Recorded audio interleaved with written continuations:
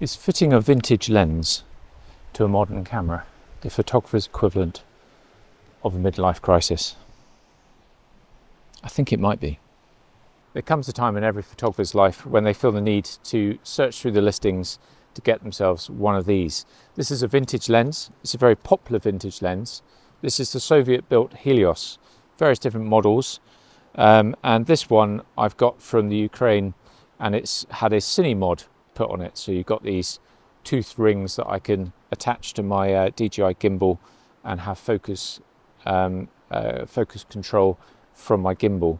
It's also had a kind of fake anamorphic effect on it. I don't know how well you can see that, but essentially it's a bit of an orange oval around it with a bit of fishing line. So it's not truly an anamorphic lens, but what that has allowed me to do as I've been walking around the woods is got lovely harsh light.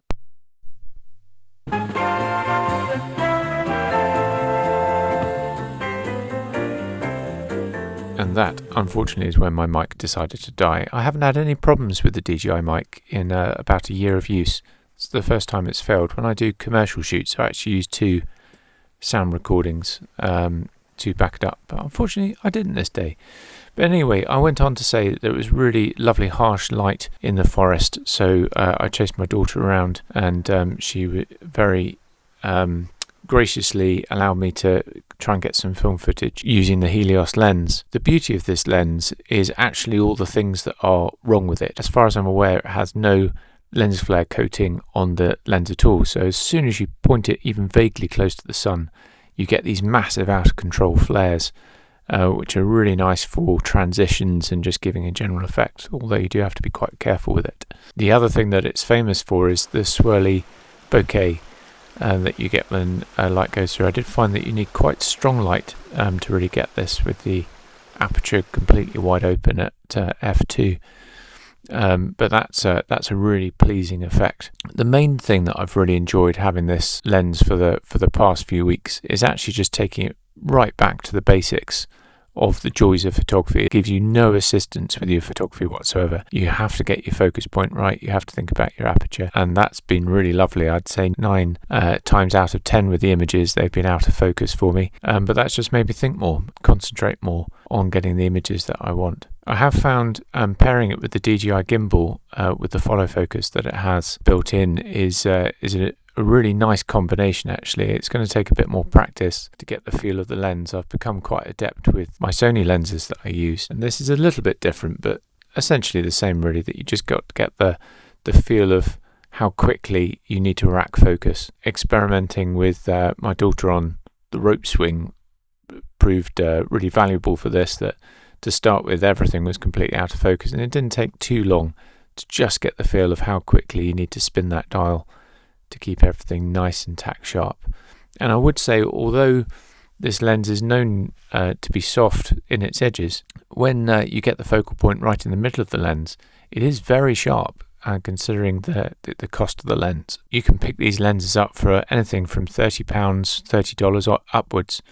This cine-modified one I think was about £130. So you are getting a lot of lens for your money. And I just love the look. I love the look that it creates when it's moving, but also in stills images. It gives that real kind of filmic vintage look. So is this a photographer's midlife crisis? Well, I think maybe it is a little bit. That I appreciate that there are more important things perhaps to spend your money on in photography, but sometimes we can get quite blasé with the technology that we're using. It all becomes a little bit easy, and I think doing something like this adds interest to your photography. It pushes you forward as a creative, makes you think about things more, and certainly for me it's really invigorated my love and passion of it, so it's been well worthwhile from that point of view.